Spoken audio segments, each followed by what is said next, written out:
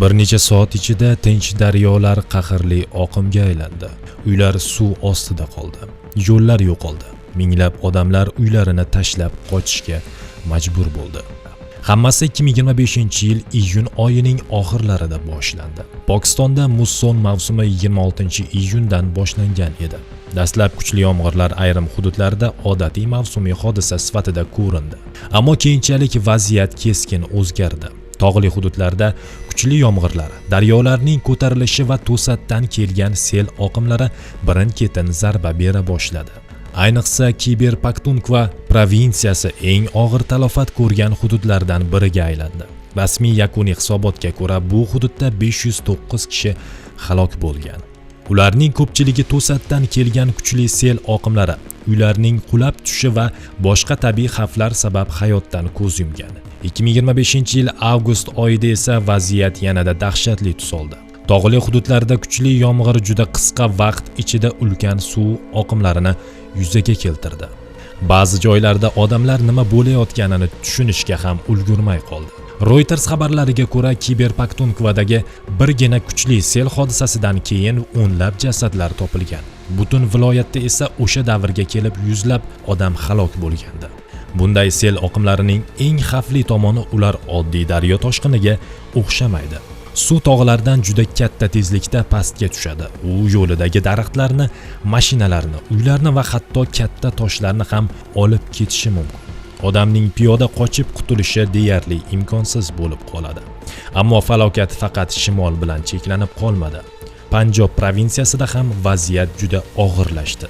Bu hudud Pokistonning eng zich aholi yashaydigan va qishloq xo'jaligi uchun eng muhim qismlaridan biridir.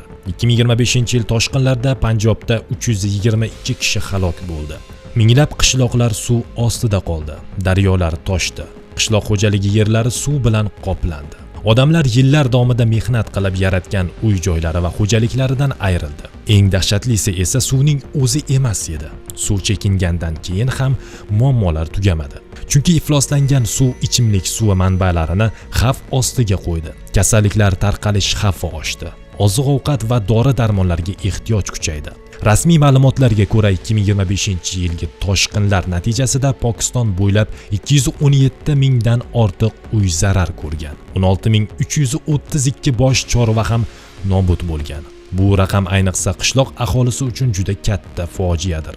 Chunki ko'plab oilalar uchun chorva ularning asosiy daromad manbalaridan biri. Birgina suv toshqini butun oilaning yillar davomida yiqqan boyligini bir necha soatda yo'q qilishi mumkin. Lekin 2025-yilgi falokatning yana bir dahshatli tomoni bor. Suv toshqinlari bir vaqtning o'zida bir nechta xavfni olib keldi. Rasmiy hisobotga ko'ra, o'limlarning 43.2% to'satdan yuzaga kelgan sel oqimlari bilan bog'liq bo'lgan. 25.2% o'lim esa uylarning qulab tushishi sababli yuz bergan. Qolgan holatlarda cho'kish, chaqmoq urishi, ko'chki, elektr toki va boshqa sabablar orqali o'limlar qayd etilgan. Demak, odamlarning faqat suvning o'zi o'ldirmagan, suv bilan birga kelgan butun bir xavflar zanjiri o'limga sabab bo'lgan. 2025-yilgi Pokiston toshqinlari qariyb 7 million odamga ta'sir qilgani haqida Xalqaro Qizil Xoch va Qizil yarim oy tashkilotlari ma'lumot bergan. Bu shuni anglatadiki, millionlab odamlarning hayoti bevosita yoki bilvosita ushbu falokatdan o'zgargan. Kimdir uydan ayrildi, kimdir yaqin insonini yo'qotdi, kimdir butun hosilidan ayrildi, kimdir esa oylar davomida vaqtinchalik boshpanalarda yashashga majbur bo'ldi. Va bu voqea Pokiston uchun mutlaqo yangi emas edi.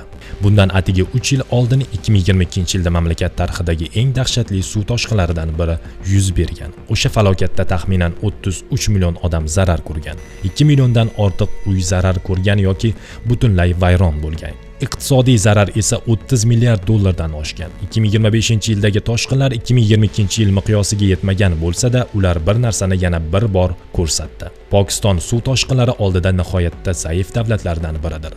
Bunga mamlakatning geografik joylashuvi, tog'li hududlar, katta daryolar, musson yomg'irlari va iqlim o'zgarishi kabi bir nechta omillar ta'sir qiladi. Eng achinarlisi esa bunday falokatlarda bolalar eng himoyasiz guruhlardan biri bo'ladi. UNICEF ma'lumotlariga ko'ra 2025-yil 12-sentyabrga kelib kuchli yomg'ir va sel toshqinlari oqibatida 946 kishi halok bo'lgan. Ularning 255 nafari bolalar edi. Bu raqamlar keyinchalik mavsum yakunlangach yanada oshdi va nihoyat rasmiy yakuniy hisobot 1006 kishining halok bo'lganini ko'rsatdi. 1006 kishi. Bu shunchaki statistik raqam emas. Bu 1006 insonning hayoti, 1006 oilaning fojiasi. Bugun Pokistonning ayrim hududlarida suv chekingan, ko'chalar qayta ochilgan, uylar qayta qurilmoqda. Ammo suv olib ketgan narsalarning hammasini qaytarib bo'lmaydi. Yo'qotilgan hayotlarni esa hech qanday pul bilan tiklab bo'lmaydi. 2025-yilgi Pokiston toshqinlari tabiatning kuchini yana bir bor namoyish etdi. Bir necha kunlik yomg'ir butun hududlarning hayotini izdan chiqarishi mumkin. Bir necha soatlik sel esa inson hayotini bir necha soniyada o'zgartirib yuborishi mumkin. Va suv chekinganidan keyin ham uning izlari uzoq vaqt qoladi. Chunki haqiqiy falokat suv ko'tarilgan paytda emas, ba'zan u suv chekingandan keyin boshlanadi.